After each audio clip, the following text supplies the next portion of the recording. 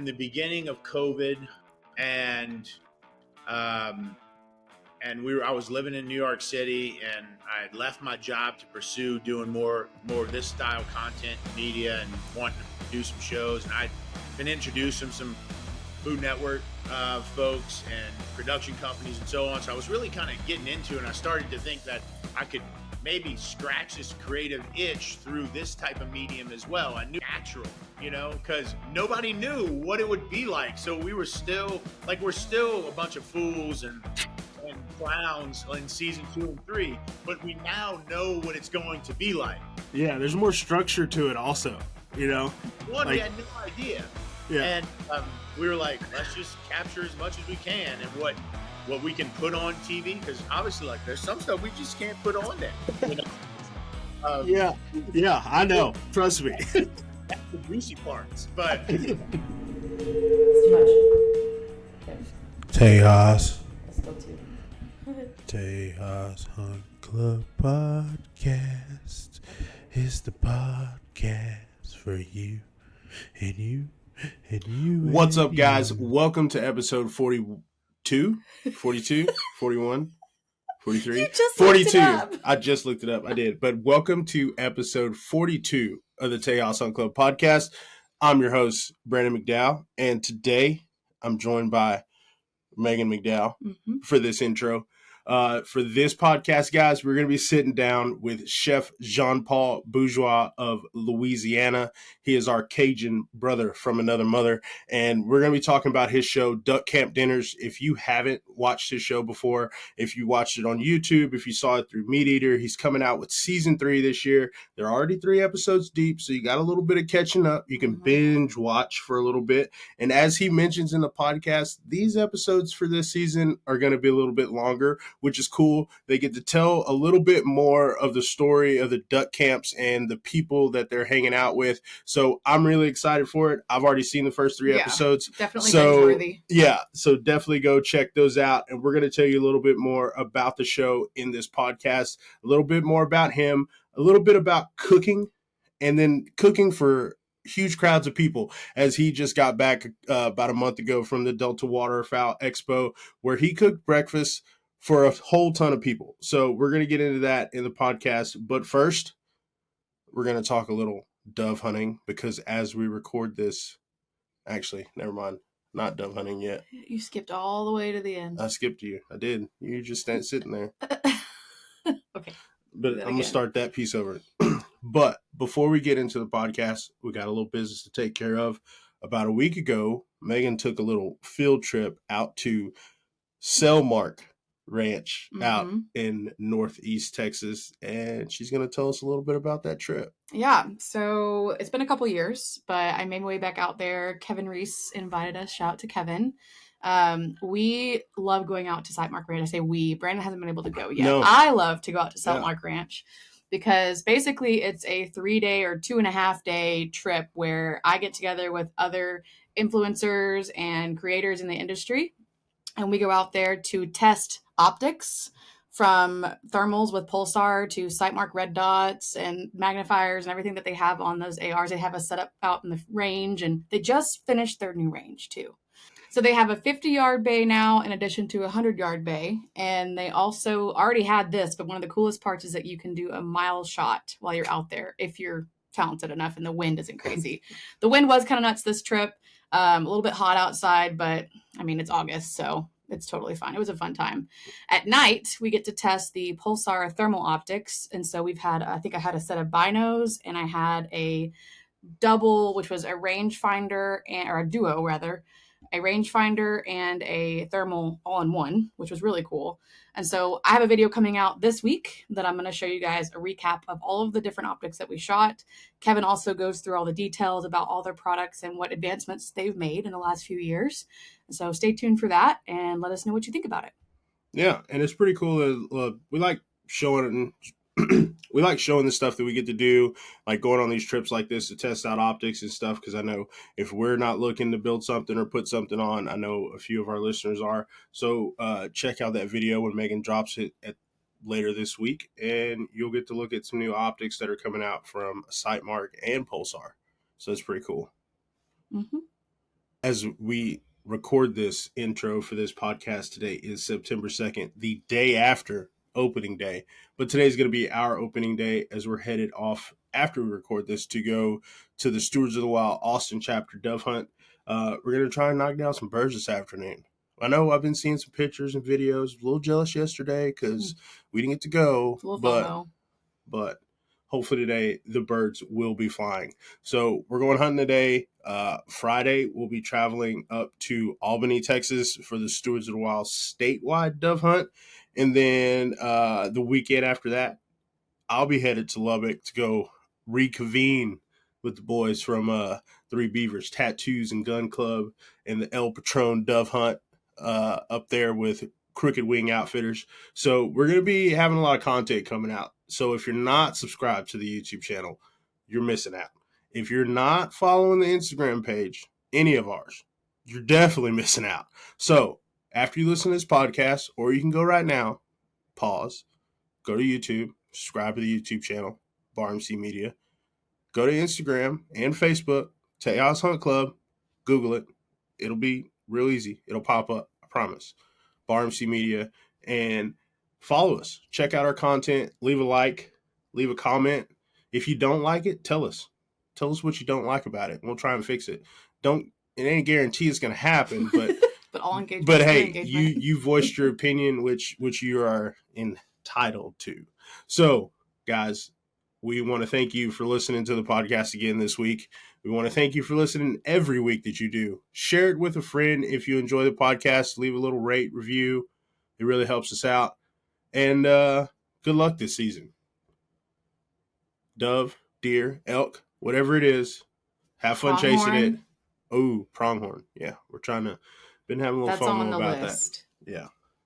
Hopefully in the next couple of years. 2025 for sure. Oh, next year apparently. Yeah. Working out some deals in the DMs. Always goes down in the DMs. So thanks again, guys, for listening to the podcast, checking out our videos, and we'll catch you next week. See y'all. But man, dude, it's been a minute. It has, man. It has. How's life in Austin? What's going on? Like, you got you a full-time gig? What's the deal? Yeah, so I work on the marketing team, Silencer Shop, hence the shirt. Yeah. Well, I'll say one good thing about like moving like to this job or over any job I've had so far. Yeah, like we get so much cool gear. Like my boss Elliot, like he designs all these cool T-shirts that we get to wear. So like my work wardrobe is done. Like it's legit. Like it's a T-shirt like this with some kind of cool design on it. Like it's set. Like I gotta get a whole nother closet for as many shirts as I have now. But like that's been pretty cool. But no, I've working on the marketing team there. So I'm the marketing coordinator. So I do a lot of the mail outs, the patches, all the swag stuff that gets sent out. I manage the inventory for all the suppressors and guns that we use to shoot content. Like I handle all the paperwork and setting all that stuff up. So I kind of do a little bit of everything, take some pictures, do video stuff, shoot B camera. So it's been a lot of fun because it's not like I go into this job and it's like every day we're doing the same thing. Like one day we might be doing a content shoot. Like one day we need to pack swag up. Like one day it's just changing. So it's always like something new, and like they're growing and they're adding a bunch of new stuff. Like we're about to have a whole bunch of new stuff coming out, a new website, all that kind of stuff. So it's been cool to get thrown in the mix. You look happy. Your energy is excited when you talk about it. That's good. That's different from what I've seen in the past from you with the job and out of College Station or Bryan, you know? Yeah, it's definitely different, and it's a lot more fun out here. I mean, we live in Burnett, so it's north of Austin, so I'm out of most of the craziness, and then like the office is in Cedar Park, so it's in North Austin, so I don't really have to go down unless we have like an event or something like that and go downtown and stuff. Yeah. I've actually had a number of communications with whoever runs the Instagram account with them, because I was asking them questions about, because I have this Rock Island SR 17 or something, SV 17. semi-auto mag-fed shotgun. Yeah. It's a fun little gun. I won it in an auction. I mean, it's not like, it's not the greatest one, but I was like, I wonder if I like soup this thing up and put a suppressor on it, because it kicks like a mule. Yeah. Like, how long is the barrel on it? Is it pretty short? 6 inches. Yeah. You know? Yeah. I I can imagine. Compact little guy. And I have nothing on it. It has flip up sights. Yeah. I mean, it's straight stock, and it's funny, they had a rebate for a 19 round mag. So I have a 19 like round banana clip mag for it. And you load that. It takes me 30 minutes to load it up. It's that spring so tight in there. Yeah. I'm like, my thumbs raw, and I was like, I'm loading this thing up once in my life, and I'm like tapping out the mag on it. Yeah. Dude, that'd be pretty fun. No, that's probably Garrett. That's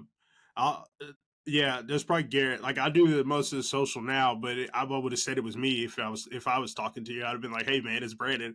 But it's probably Garrett. But yeah, dude, that'd be a cool little build, man. I'll have to talk to him and see if we can do something, because like we're always trying to do like new stuff and create new content and like all that. And I mean, if you put a suppressor on there, it'd be like a neat little build we could do or something. Yeah, I don't know what else can be done. Like, I've always wanted a home defense shotgun. Yeah.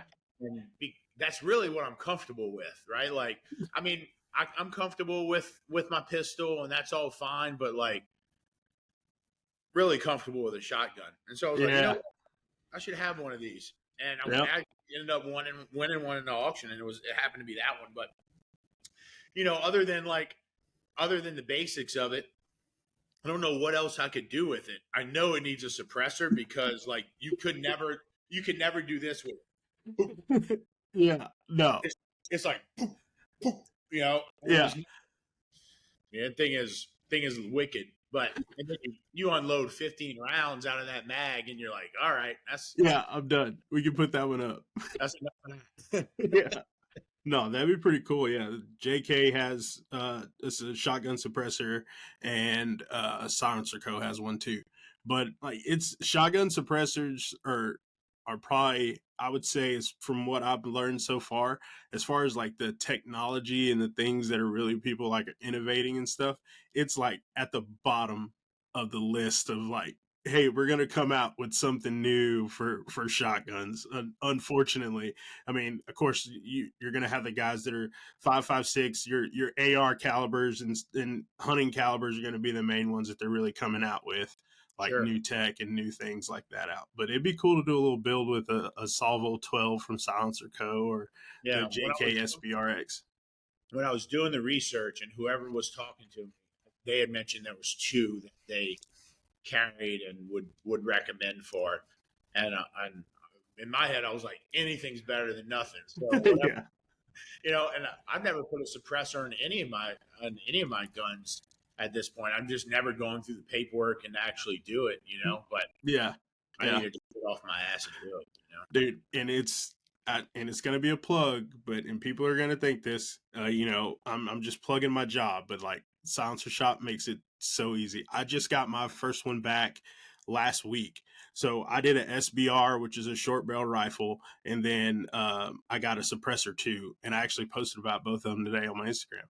But it's easy. Like, everything's online. You do your fingerprints one time and it's saved on your profile. Like, the only thing that you have to do yearly is update your photo, and you can do it from the Silencer Shop app. So you just hold your camera up, take a passport style photo, make sure your background's good, and then re-upload it, and that's it.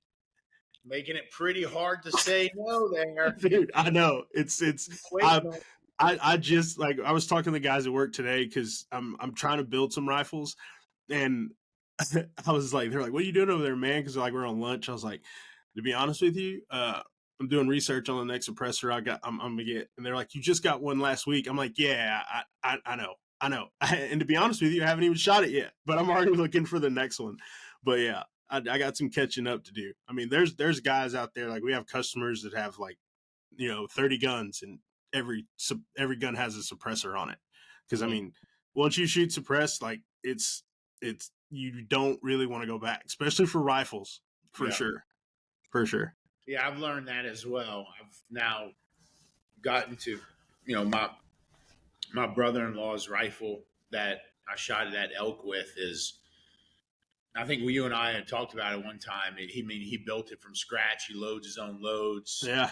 He gets really serious and long, like distance shooting and so on. And then I have my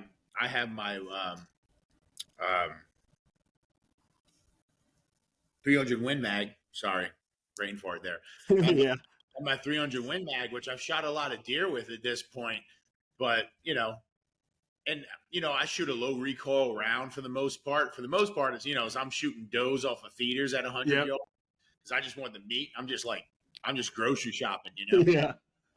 So does at 100 yards with a low recoil, bullet, and that seems to be like the closest I can get to having a suppressor without being a suppressor in terms of the recoil. I mean, it's just like it almost feels like shooting a 22 with that recoil round. But I know if I ever take that bad boy out to do some like longer distance stuff or some bigger game, you'd have to get a different round. I should probably have a suppressor for it. Oh yeah, and I mean, like that's one thing that a lot of people, like you were saying, the recoil reduction on them, like it calms it down a lot, man, a whole lot. Especially like when you're hunting, anything like that, just anything to make it a little bit easier. Keeps your gun pretty flat too for like second shots that you might have to make or something like that. You don't have it bouncing all over the place or really trying to hold it down. Dude, suppressors are the way to go for sure. I believe it. Yeah, man. I've seen it happen. Yeah.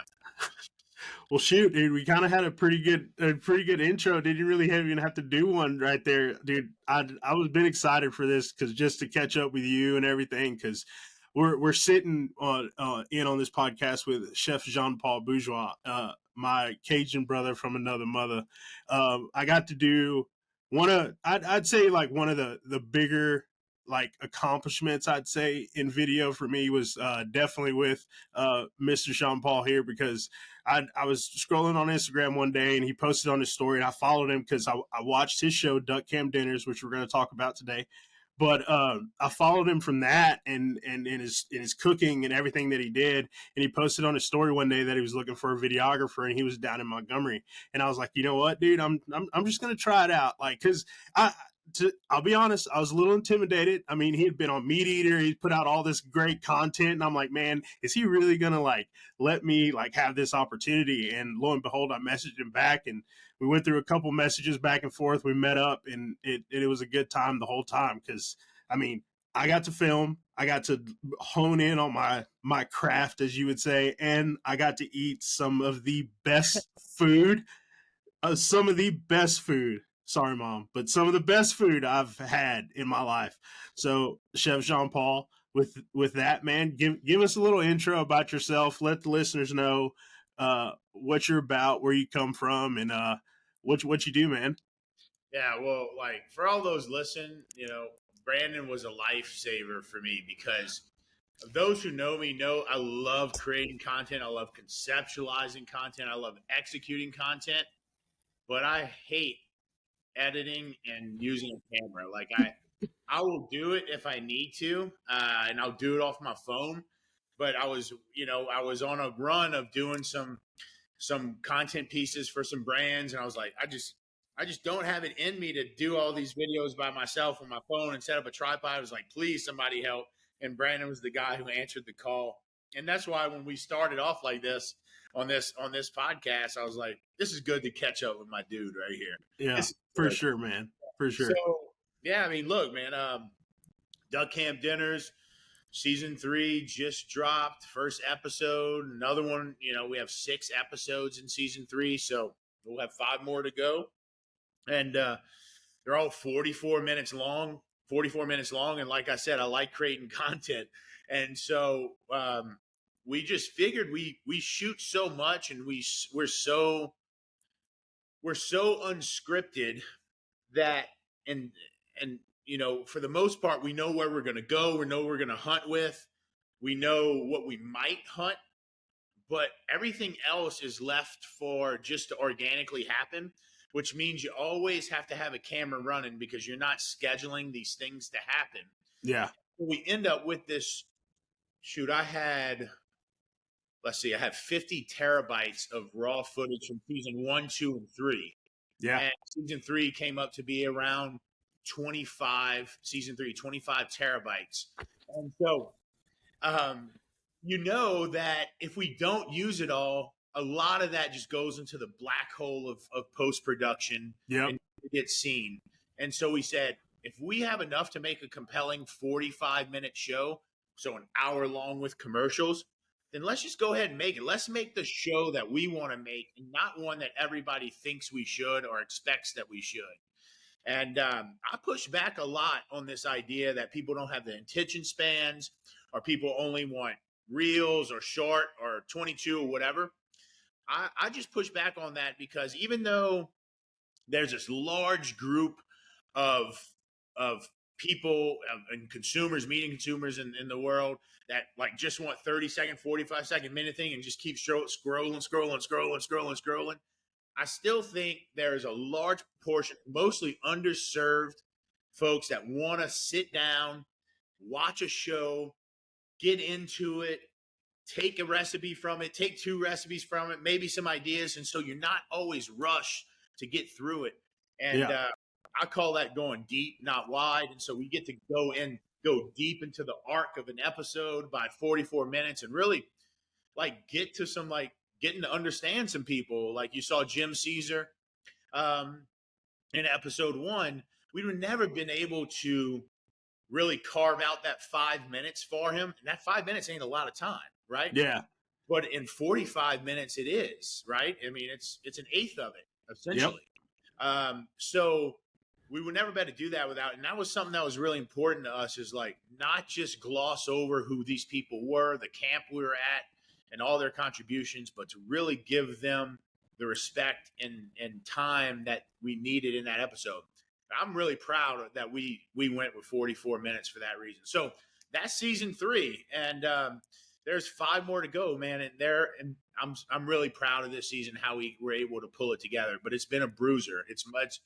Making that long of an episode is, I mean, it's like making 2 22 or 30-minute episodes like we've done in the past, but put into one. And you don't think that, add another 15 to 20 minutes would be a big deal. You got the footage anyway. Yeah. But it's a big deal. But it's been a ride. And right now, like, I'm in full fundraising mode for season 4. And I'm trying to find the right brand partners to do this with me again in season 4. But I'm going to enjoy the ride here in season 3, and hopefully everybody enjoys it with me. Dude, for sure. And I like I said, I've watched Duck Camp Dinner since the season 1. So to hear that y'all are expanding on that, because y'all didn't do the longer form episodes before, and expanding on that and being able, like you said, to tell those stories about all the people that are involved.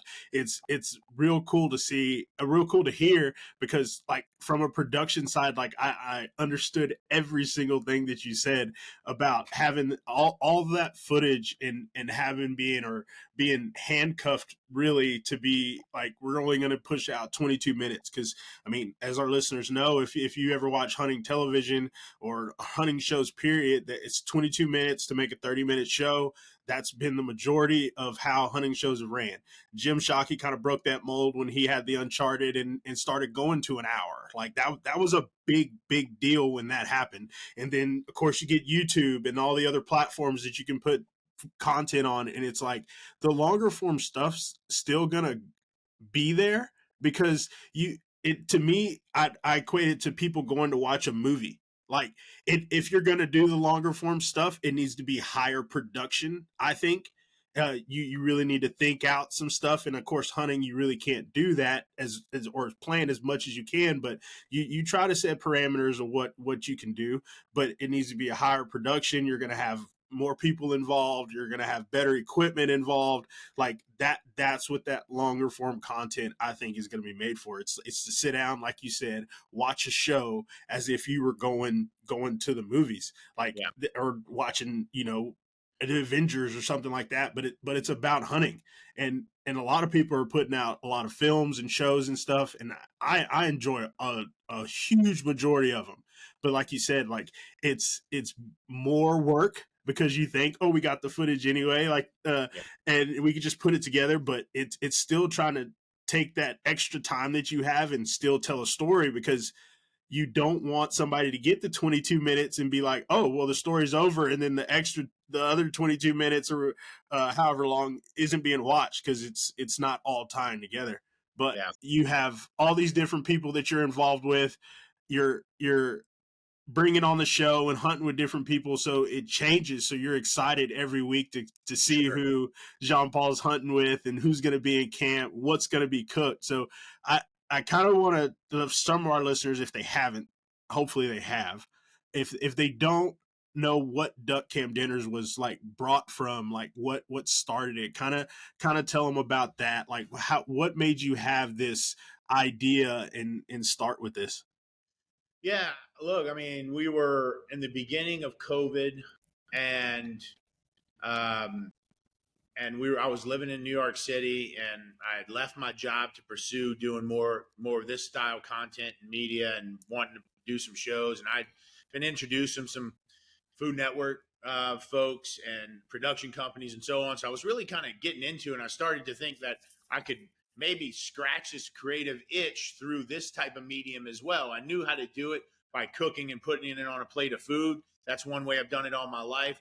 But I really saw this opportunity of creating video and film as an opportunity to be creative in that way as well, while still knowing where my path is, and that's in food and cooking and so on. So duck camp dinners, that was, I guess, the very genesis of it. But when it really came down to it, I saw this camp that I always went to in South Terrebonne Parish in Gibson. It's out of Bayou Black. For those who are listening that know about South Louisiana, Bayou Black is one of those freshwater swamps and marshes that it doesn't take you long to get to Brackish, and then you go far enough, you're in the Gulf of Mexico type of thing. And it's just a wonderful habitat that we've hunted all our lives. My friend's camp, Jay Scheck-Snyder, my best friend. Look, I mean, you don't get an invite to that camp and not go. It's one of those places that there's a certain core group of us that go, like automatic invites, and then there's 3 or 4 that kind of fluctuate depending on what's going on, work, and so on and so forth. But for the most part, you really try to go. And I've watched this camp and these friendships kind of grow and change and evolve as we've gotten married, and then kids and work and everything, life changes, but that just didn't ever seem to change, that place. And I wanted to capture that from like just a documenting point of view. And I wanted like to memorialize it, to always have it, because I knew that any hurricane season could blow that camp into the marsh, sink it, and so on. We never have it again. Yes, we could rebuild something or get something, but I just always feared that if we didn't document it now, we would lose it. And so that's what we did. And I was on a shoestring budget. It was extremely grassroots. I told our 2 cameramen at the time, Daniel Bagby, who still runs camera for us, and Dylan Farrell, who's now the director of marketing for Shin Gear. I said, I don't know what this is going to look like. I'm thinking it's going to be 8-minute episodes, but like just film. And if y'all are into it, film, and we'll dice it up in post. And again, like once we saw it in post, it was, well, there's a lot going on here, and this could be a really great thing to stretch out to 15, 20 minutes. Yeah. We filmed that 6 episodes for that season in 5 days. So we got 6 episodes out of 5 days. Now it takes us 2.5 days of filming to film 1 episode. Mm-hmm. For the most part. And that's still, I mean, that's for a full hour, but we are getting it the whole time. So, that was Duck Camp Dinner season 1. It was from this like genuine place of just wanting to document it, want to memorialize this place, these people, the friendships, the stuff. I mean, there's still episodes in episode 1 and season 1 where I'm like, God, that was just so natural, because nobody knew what it would be like. So we were still we're still a bunch of fools and clowns in season 2 and 3, but we now know what it's going to be like. Yeah, there's more structure to it also, we had no idea. Yeah. And we were like, let's just capture as much as we can and what we can put on TV, because obviously there's some stuff we just can't put on there. Yeah, I know. Trust me. The juicy parts, but that's how it started, man. And then Meat Heater got a hold of it and licensed season 1 and executive produced 2. When I left Meat Eater, I wanted to continue making Duck Camp Dinners on my own, and just continue to have all the creative freedom. I own everything around the show, so it allows me to be really athletic and flexible at where that goes and who I give it to. And I tell you what, YouTube is a juggernaut, right? Yeah. It's a juggernaut. But if you can get a good channel on YouTube and then tap into streaming services and these fast video on demand platforms, then you broaden your net to a place where, again, YouTube's a juggernaut. And if you got it good on YouTube, keep getting it good. But I really believe if you want to show your partners that how many millions and millions and millions of eyes you're really getting in front of, find a solid YouTube channel to get your show on, build a solid YouTube channel, but also look at things like Waypoint TV, who's a streaming app on multiple different platforms. Yeah. And just things like that, because those channels are kind of really need the content. If you have the network to get into them, you can really build out a robust distribution platform for yourself and for brand partners. And really that's my goal is always to be, I want as many people watching Duck Camp Dinners as possible, period. Yeah. And so what's that going to take? I'm not giving any exclusivity to a YouTube channel. No, I don't care how big they are. Because not everybody watches TV on YouTube as much as we think everybody does. Yeah. And there's still a large group of people that want to sit down on a couch, not go to a YouTube app and watch half-baked productions, really watch something on TV. So that's why we've always made the show. We've always shot in 4K. And because we always said at the we want it to better be on any platform. Yep. And not just shoot it for a YouTube where it might, that doesn't always fit the program of maybe a Vizio or LG or Samsung channel. Yeah. So we always said we want to shoot it for a Netflix, for a Warner Brothers, for a Discovery. And if we put it on YouTube or any other video on demand, whatever, then fine. But at least you can always export it down. Yep. Yeah, there you go. You can always export it down.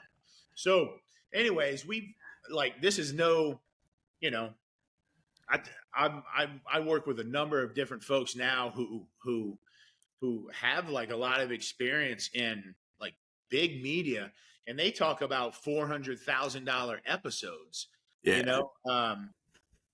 That's not Duck Winners at all, but the amount of resources and time and thought that we put into these episodes are probably just as much as any big series, just without the budget of that. So again, that's more credit to our editors and the hard work that go on behind the scene, and pat myself on the back for that, because I'm essentially the only one who plans these things. So yeah, I pretty much take care of most of the pre-production stuff and where we're going to go in production. And Daniel and I collaborate big time while we're in production, and then he kind of takes over the editing in post. And then that's where I come in and collaborate where I can do my voiceover, write, come up with some creative things. But he's really the wizard behind the computer screen, putting it all together. Yeah, and it looks awesome. It's looked good from day one, but like it's like you said earlier with the 52 terabytes, people don't understand how much that costs to even hold the cards that go into cameras. How much I posted this thing on my story yesterday. I think it was like the evolution of cameras, or getting a camera, or getting into video or anything. And it starts out like you buy a camera, then you buy a lens, then you buy a tripod, and then it's like, oh, you want to get into video? Okay, now you need a computer. Now you need a bigger SD card. Now you need some microphones, not just one. You need about 5 of them, and it just starts going and going and going. And then at the end of it, it's like it says, that's why sometimes we can't. This is why we can't shoot for free, and it is true. Like I would. There's some places I would love to shoot for free, but all that stuff costs money, and it's got to come out of somebody's pocket because it's expensive. I wish camera equipment was a lot cheaper, but once you get to, like you said, shooting on 4K, you're running up SD cards quick, and then you're as much as you're like going with the production and keeping those cameras rolling, the more time, the more space you're taking up, and then you have to have a computer fast enough to even handle all that, and that's another $3-4 grand for a computer that can handle it. Then it, like I said, it's ever evolving, but once you do have it all together and you kind of get to that point, it's kind of just doing the work after that. Yeah. Look, I do not envy y'all at all. I remember I thought a fairly what I thought was an expensive like camera just for photography. It was a Sony. I forget the model. It was about $1,200 or something like that. Yeah. And I got him like, oh, right, this is cool. And, and then I have the lens that comes with it. Right. And I'm like taking photos. I'm like, man, like I really can't get my like food photos looking right. Not how I want. And so I go to the store and they're like, yeah, you need this lens. And I gave up on this a long time ago. I couldn't even tell you what lenses was. He's like, that's $1,200 or something. I'm like, I just bought a $1,200 camera. It came with a lens. That lens should better do this, right? He goes, actually, no, that's a mid-level lens. You need something that comes in tight and still gets all the colors and the light and so on. I'm spending $2,500 to take food from it's like to the experts. That's why that's why I get my oil changed at 5. I'm going to get my oil changed. I'm going to experts to get my photography. Like, look, it is a command. You nailed it when you said that's why I can't do it for free. And there's a time when you're 25, 30 years old, maybe, and maybe you're just starting out in whatever career you are. And maybe you do things on the cheap because you just want the experience, or you want to get in a network with these folks who you're maybe shooting for. And all that has value to it, no doubt. Yeah. And I'll say for sure that I have done stuff for free. Yeah. A lot of stuff for free. Shoot, do something for free, I think. But as you get older, I'm only 40. I just turned 40 in May. But it wasn't until probably 10 years ago, as I was turning my 30s, where I was like, you know what?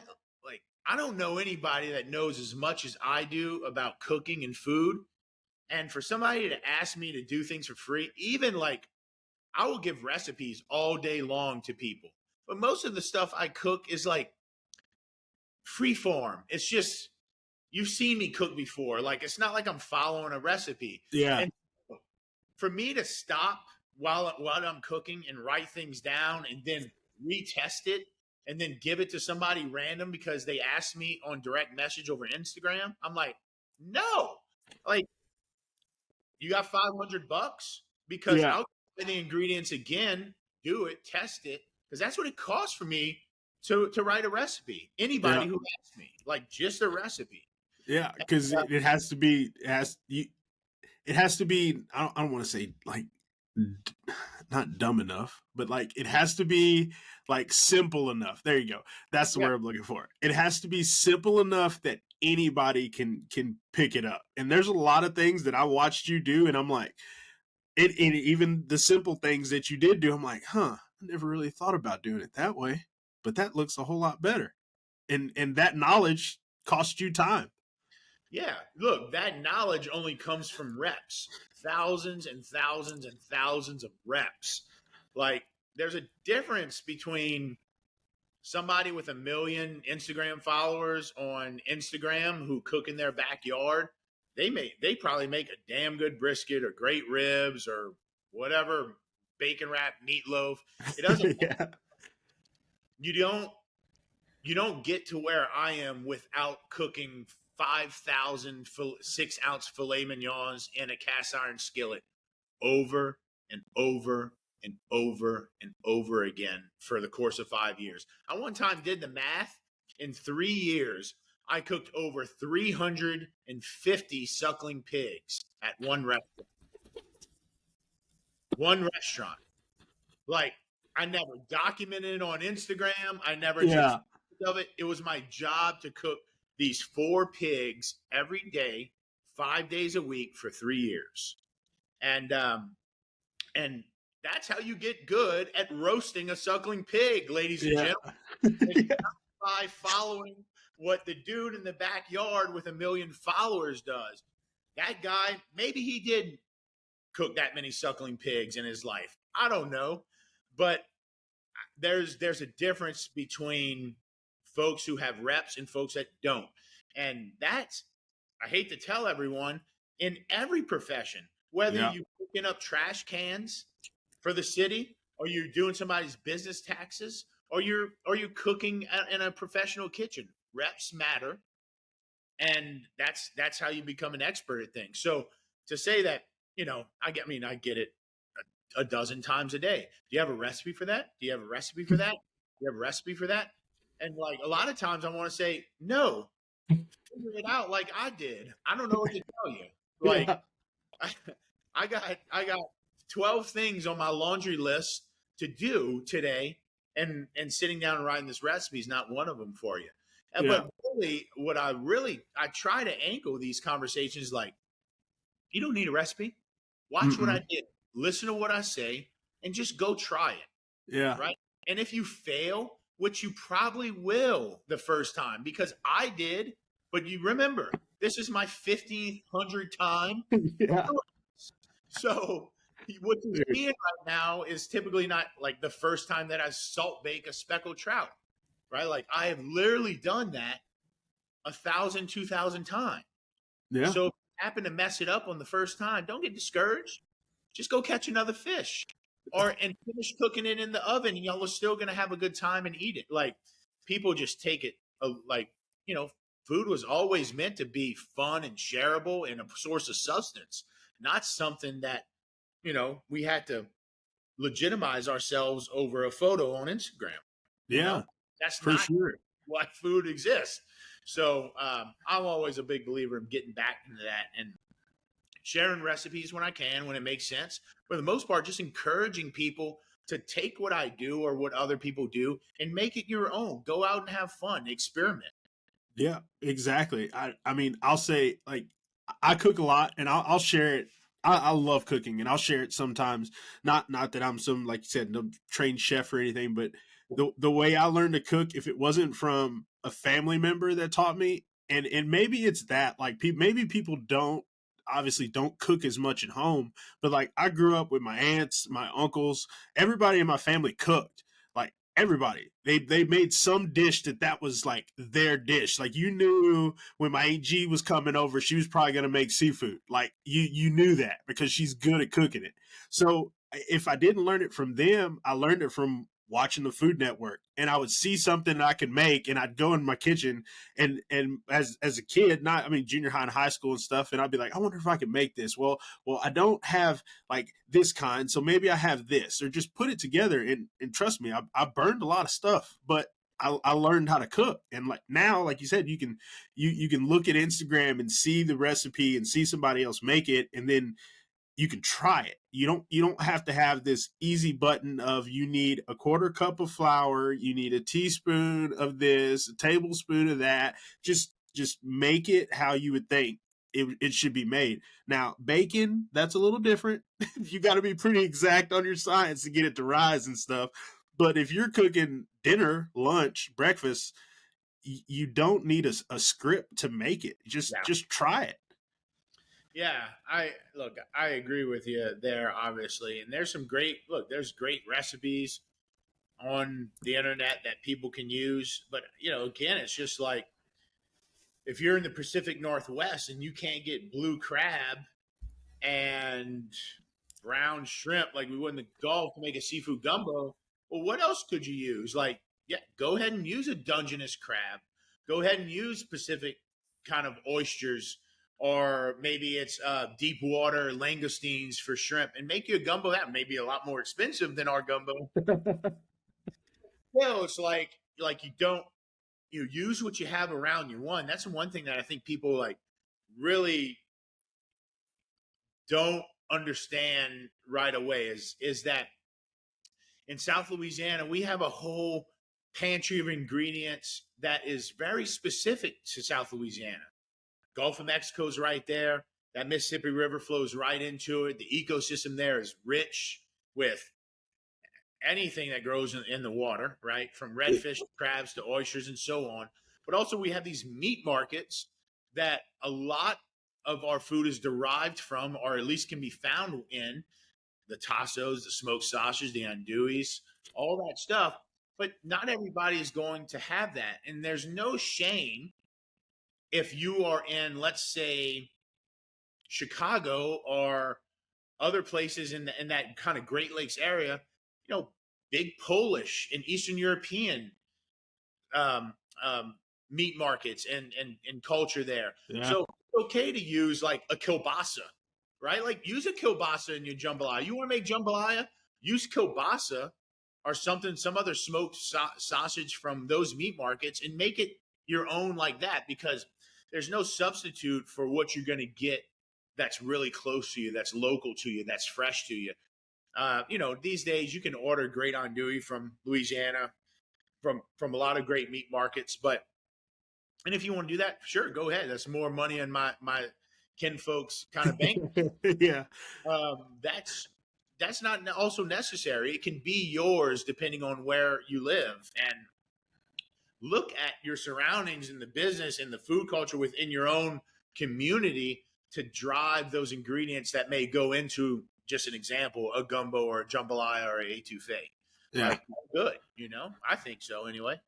Yeah. I mean, like you said, it's cool to like try those new things and then make it your own. Like you could make a recipe and it for your family, and you could like that's yours. That's your dish that you make when you go visit the rest of your family at Christmas or Thanksgiving or some event like that. Now it's a little bit different when you're cooking for more people than your regular like family size stuff, which that's also something that you do a lot as well. That's a whole different art to the cooking side is cooking for 20, 30, 40, 100 people. Yeah. Yeah. That's a whole different thing. I wanted to talk to you because I know you do the Delta Waterfowl Expo, and I know you just got back from that, and it looked pretty cool. I want to make a trip to that one year and check it out, but definitely come eat some of your food. But kind of talk about how you cook for bigger crowds, and then kind of talk about what you did at the Delta Waterfowl Expo. Yeah, I mean, that's a great question. Again, it really boils down to reps, and I've gotten, because I've worked in really serious kitchens over the course of my career in serious restaurant groups in serious cities, and I've cooked for the 100, 150, 200, 500 people a night regularly.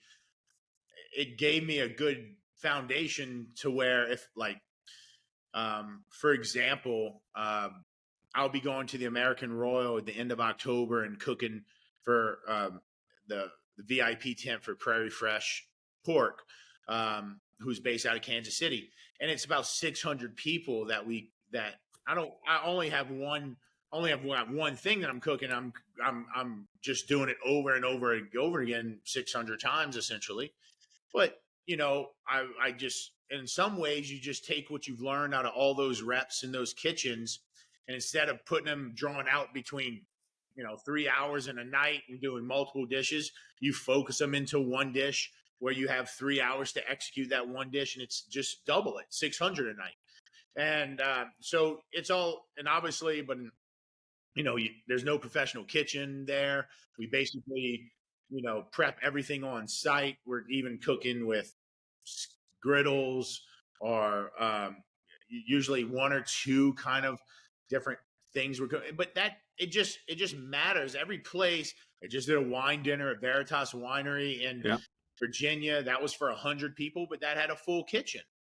And extremely intelligent, competent chefs and cooks that worked with us. So it's a different every event, every space, every special appearance type thing. They all have their different things. Some of them have no running water. One time, me and my buddy Jay, and one other person, we did a catering job for Ford over the course of 3 days.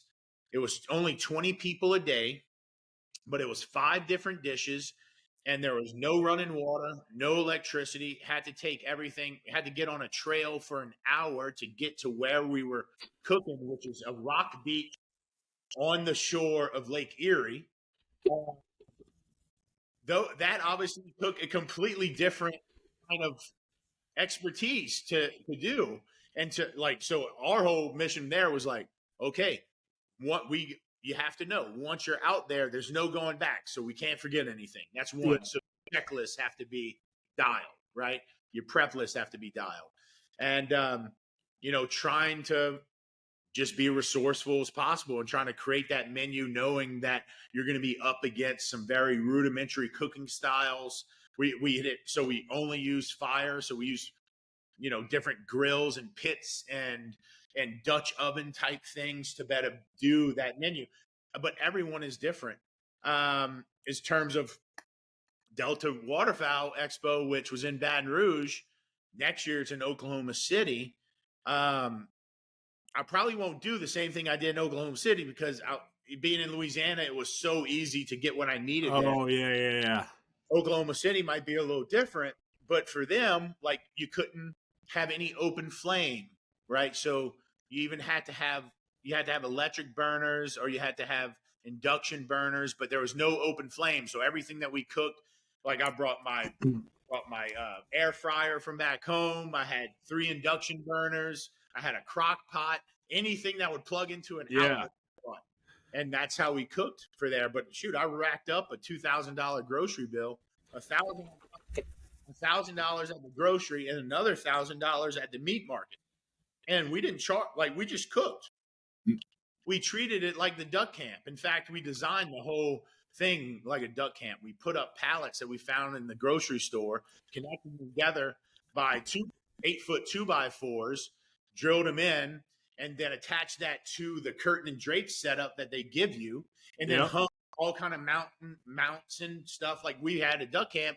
And we just cooked like we would at duck camp and just gave the food away.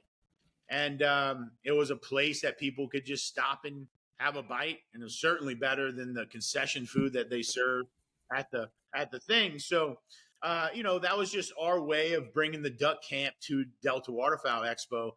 And I tell you what, I've done this. I knew it was going to work this way because I had done this a couple of different expos before. Sometimes a brand will come and say like, hey, would you mind just spending 2 hours in the booth cooking a jambalaya there? And, and when it's done, it's done.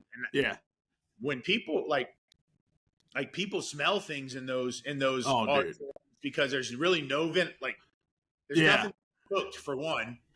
Right. And if there is something being cooked, it's like the nut guy, Yeah.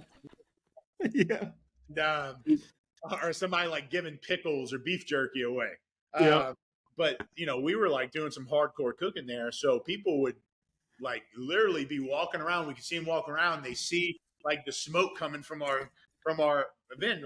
That's where it's coming from. They just come shoot. A lot of people knew what Duck Camp Dinners was. Some didn't. And it was our opportunity to talk to them about it, which was good. And so those things are fun, man. And anytime I get to cook for people, like I cook for my wife, my kid, and myself every day, but to really get out into the world, into society, and share your food and your art with others, that and you can do it through a different kind of perspective, because you have maybe one dinner is conceptualized in one way. Maybe it's about duck camp dinners, or maybe it's about seafood, or maybe it's about fire cooking. And so it's just fun creatively to kind of go into those places, and it's challenging. It's still, that's the fun part, right? It's like the fun, like, again, you do enough reps, you get really comfortable doing a certain amount of things. Mm-hmm. And so the challenge is actually part of the creative process of like getting over that hill of something that, wow, this is something I've maybe only done like 5 times and not for this many people. So this could be a challenge, and it's about, just understanding that challenge, kind of being called to that and figuring out a way through it.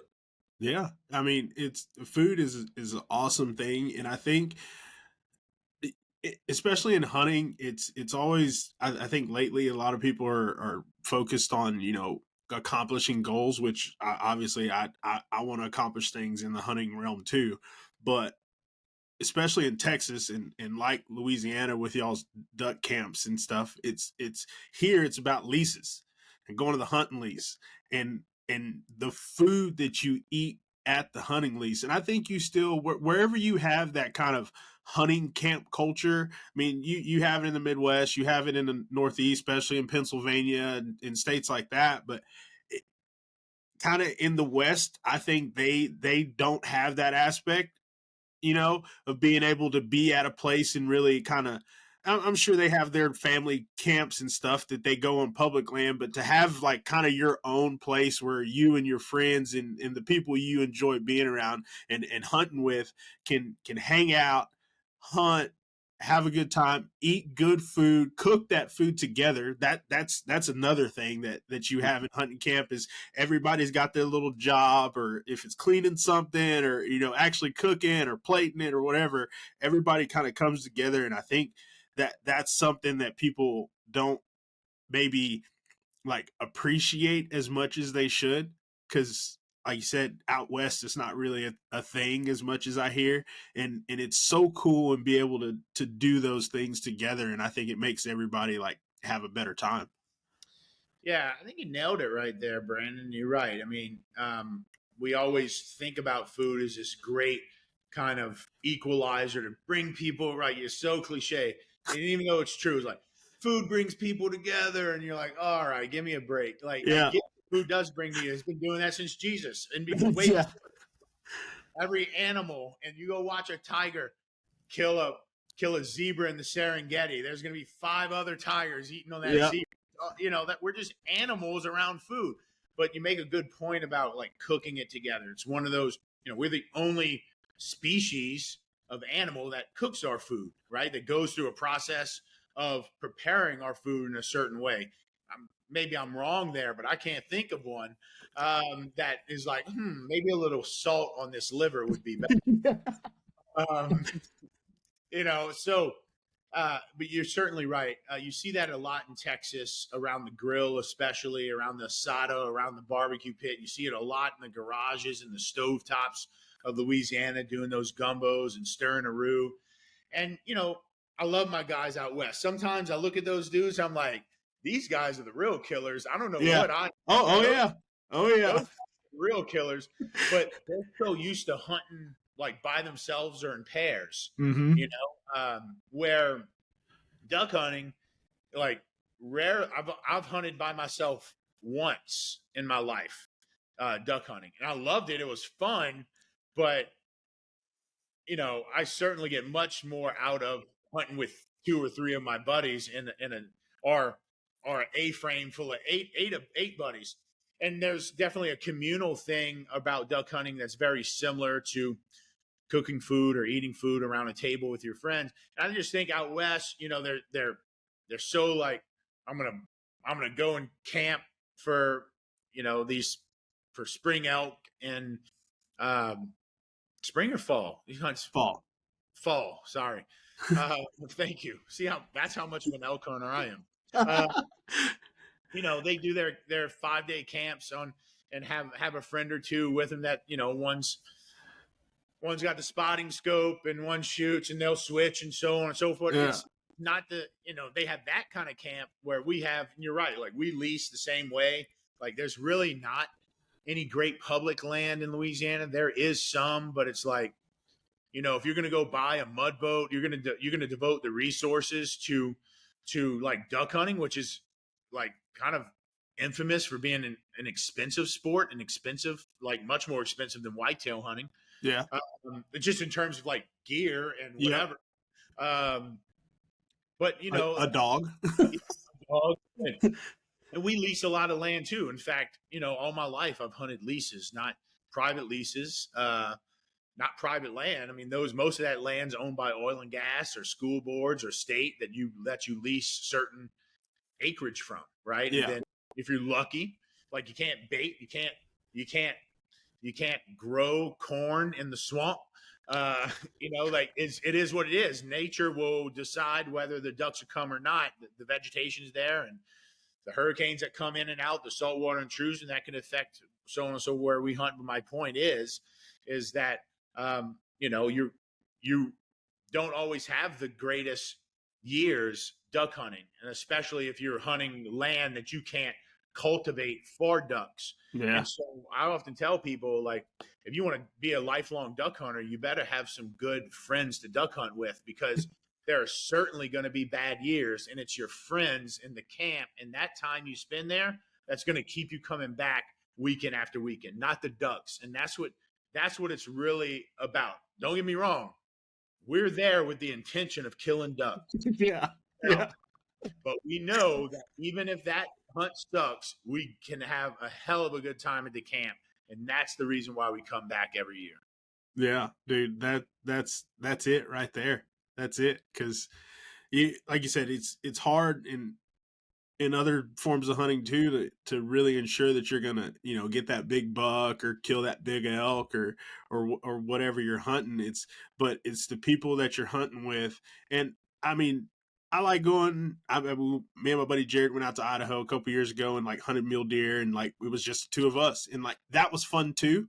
Like I want to go do it, but my heart and where I would rather be 9 times out of 10 is like in a hunting camp with all my buddies, and we're all going out hunting, and then we're coming back, we're cooking good food, we're having a good time. I mean, it's watching college football, like. Yeah. It's all that kind of stuff, and I mean it's all that put together that makes it so much fun, because in Texas and Louisiana we do love us some football. So that's right. Look, call me uppity, but like I like my amenities. You know what I mean? I like my space heater if it's cold, air conditioned if it's hot. Like I'm not too ashamed to say that. I'm not too proud to say that. And if there's a good football game on the television, then I'm down to do that too. It's just like, I mean, I don't know. I mean, like, good. I get all that, man. And I've never gone and done those like 3-day, 5-day camps, going elk hunting, mule deer hunting. I've always had a camp to come back to and so on. Yeah. And I suppose I'd be good at that, but like, see, that's another thing. Like, you know how to ride a horse, right? Like, yeah. I don't know. The horseback thing is on my list. Like that if I were to kill, if you were to tell me, Brandon, you have one shot to kill an elk, like one. This is the only one you're gonna get. What kind of hunt would you want to go on? And most people would say I want that bull elk screaming in my face, and shoot him at 12 yards with my bow. For elk, for me, is horseback, camping, wall tent. I want to make a great shot with a rifle on a big bull elk. Like, if that was my one elk hunt, that's it right there. Yeah. I mean, like the stove, like you coming back in from hunting hard, and like you can see the smoke coming out of the wall tent. Before you see the wall tent, you just see it rising above the trees, and like once I get back to camp, like it's gonna be so warm in there. We're about to eat some good food. Like I want that picture in my head one day. Like I want to look up and I want to see that. I like that. I like where your head's at. Yeah. This 40-year-old ain't never getting on a horse. I've never ridden a horse. Like, I often think to myself, I was like, you think that son of a bitch can carry me? I mean, Oh yeah. It'll carry you. It'll carry you. no, I'd like, but my, like, I don't know. That's just for, I have a lot of interest in going hunt a lot of different species, and fish a lot of different species, and not just waterfowl, but all kind of different. Like, I really passionately want to do that. I just can't stop thinking about shooting ducks. Like, that's the thing. If that's what I tell my wife, I was like, it's 60 days. And I don't really like, I may go on a turkey hunt or two in the spring. You know, I may go on a couple fishing trips in the summer. I love fishing. Yep. But those 60 days of duck season, like, that's my time where I make up for the rest of the year of me doing outdoors. So I could be like the guy who hunts and fishes everything, right? Like, I have friends like that. You and I know people like that. They're going all sorts of weeks. If I could, I would. If I could, and Megan would allow it, we would start off now. We'd be hunting pronghorn, going to elk, going to mule deer, whitetails. Come around spring, I live in Texas. We can hunt exotics. Like, it would be, and fish in between the whole time. I'd do it. Yeah. See, for me, Ramsey Russell has it made for me from Get Ducks. And one of my dreams is following the migration. So starting in early September in Canada, working my way with the migration down the Mississippi River Flyway, ending down in Mexico. And, that would probably take 5 months, to follow the flyway, the whole down from where they start to where they end. And then by that time, the season's over and they start making their spring migration back north. And that's one of my things that I'd love to do. But he gets to not only do that, but then when it's summertime in North America, it's winter in South America, and he's in Argentina and all the places down there hunting ducks. And I'm like, yeah, man hasn't made. He's playing chess. The rest of us are just yeah. I saw my buddy Tony Caggiano and Renard Moody from 24/7 Hunt. Tony works with Field Ethos, and they were down in Argentina, and I was watching both of their stories as they were together, but they were hunting dove for a couple days, and then they went and got on the ducks. And I'm like, dude, it's so cool down there. I've known a few people that have went and hunted down there, like my in-laws, Megan's parents. They've been down there hunting a few times, but it's a lot of birds. I've been once, and it was one of the most incredible 4 days of my hunting life. And it wasn't the ducks that really got me. It was everything else that we did. We were hunting this upland bird called perdiz, Perdiz. Have you ever heard of it? No, I haven't. They're a little bigger than quail. They flush similar. They don't cubby the same as quail, but they're wild as wild can be. And you hunt them with dogs, and it's just, so we got to do the duck dove perdiz, and then what's the name of the fish? It's a big old bright orange fish. I'm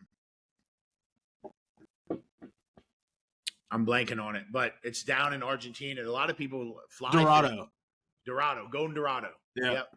So we got to do all 4 of that in those 4 days from this one lodge. There, it was just perfectly situated for it. Yeah. And it was, dude, that sounds awesome. Los Lorales. Los Lorales. Yeah. Huh. I'll have to look that up. I mean, like I said, I'm all about traveling and going to places. You just gotta, find the means to get there. But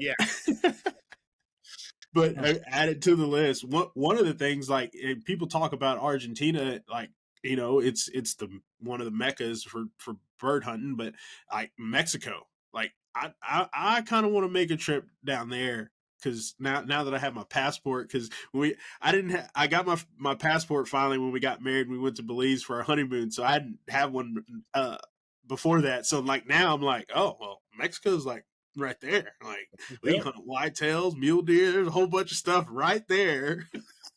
We can go do. But yeah, I want to go dove hunting down there in Mexico. I've seen a couple places I've found on Instagram and stuff that host hunts and have ranches down there. But it looks like a good time, and it's a lot closer in Argentina. Yeah, holler at me. I got some good connections in Mexico that are like really incredible lodges and people that'll put you on the birds too. So, like, if you're serious about it, let me know. Yeah, for sure. I will. But yeah, no, Mexico's a cool place. We had a fun time in Mexico too. I've only been there once. In fact, no, I've been to Mexico twice. One for senior trip and one for that. So one doesn't count. Yeah. One I have to think about. And then Argentina. And other than that, it's always been North America. You know. Oh, I mean that's Mexico. I guess is still North America. Yeah. We don't think about it as it is, but it is. It's its own little thing down there. That's funny, man. Well, dude, what do you got planned for the rest of the year? I know you got the duck camp dinner episodes coming out and stuff, but like what's kind of on the schedule for where you're going to go hunt this year?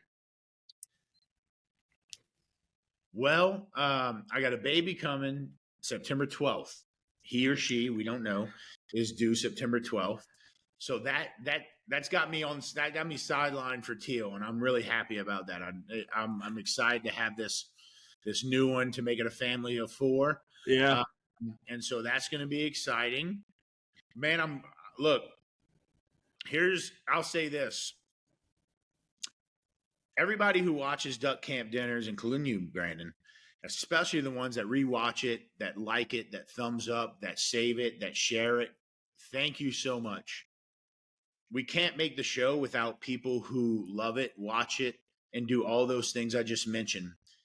It enables me to go to my partners that help me fund this show and say, here's how popular or unpopular, popular in this case, this show is. Here's how it resonates with people.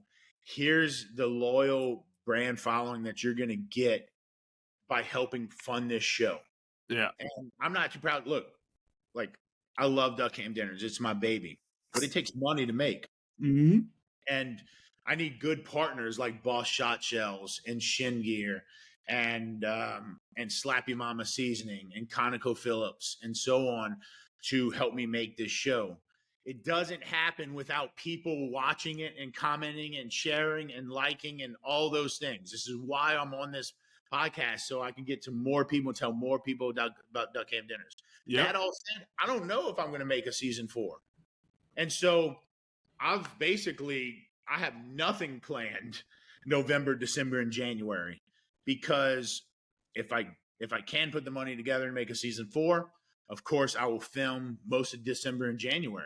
Yeah. And I have some ideas on what season 4 will be. I don't want to quite tease them out yet, but it's just the show's going to constantly evolve and get better and better. And we're going to try to reach more places, see more things, hunt with more people, eat different food, hunt different birds, different species of other second pursuits and animals and so on. So those things are going to evolve as long as I can continue making the show. But none of that happens without the viewer support, whether that be on a streaming platform by tuning in, or a YouTube platform by tuning in and leaving your comments and sharing and so on. Like everything, like that is the most valuable thing out of making good content, is having people that actually believe in it and tell you they believe in it, and so you can have proof to show people like, hey, this is why you should come in and be a partner with us on this show. And that's just the business behind these types of shows. Mm-hmm. I have no cookbook to sell. I don't have seasonings to sell. I don't have like my own pan line or knife line or anything like that. My job is to sell this show and to make good content that not just entertaining, but it's tangible, that you can take something from it and use it in your life. You can go into your freezer and then bring it into your house, and then you can cook it for your family, and you've gotten that recipe or that idea of a duck camp dinners. That is what I'm selling. That is what I'm selling. And so none of this is about me. This is about giving the viewer something better, something more, something that they actually deserve than all the other, frankly, bullshit that's out there. So it's not about me. It's about telling stories of others, giving you, Brandon, and everyone else listening something that they can be proud of as an outdoorsman, a hunter, an angler, or just somebody that just loves nature. And that's the point of the show. And hopefully, we're seeing that happen. Our brand partners, like, they're recognizing that authenticity in the show. This is not to make Jean-Paul Bourgeois look better. This is to bring better story, better content to our viewer. And then that person that's associated gets to be part of like a truly authentic, passionate project. Like, that is worth a lot considering like all the manufactured content that we see on media today. Yeah. So, that's why you should go out and watch Duck Cam Dinners. And because even if you're not a duck hunter or you know nothing about Louisiana, I promise you there's something in every episode for you. And that's why we shoot it that way. Like, we don't need to shoot a duck in an episode. It will still be entertaining because there'll be a lot of cooking, there'll be conservation, there'll be talking about hunting dogs, we'll be touching all kind of different subjects that kind of are in the same sphere as every hunter, but may not get touched on in other shows. So to me, that's this kind of secret sauce behind it. Yeah, and this ain't made up. I can attest to it because I don't duck hunt. I've been duck hunting one time. I've never even shot a duck in my life, but I like watching this show. I mean, I like learning the recipes. I like trying them here at home. Like we talked about earlier, it's everything about it. Like hanging out. It's a part of like Tejas Hunt Club. Like, why did I start the brand and start the podcast? Is because I wanted to be like a hunt club. Same thing as duck camp. It's hanging out, talking with your buddies, having good food, laughing, cutting up, playing pranks, like all of that stuff put together is why I like the show. It's why I do what I do. It's fun. It's so much better to be around than than anything else, I think, in the world. Yeah. Well, thank you for saying that. And look, just like, as somebody who makes show, we know each other. We go back a few years now.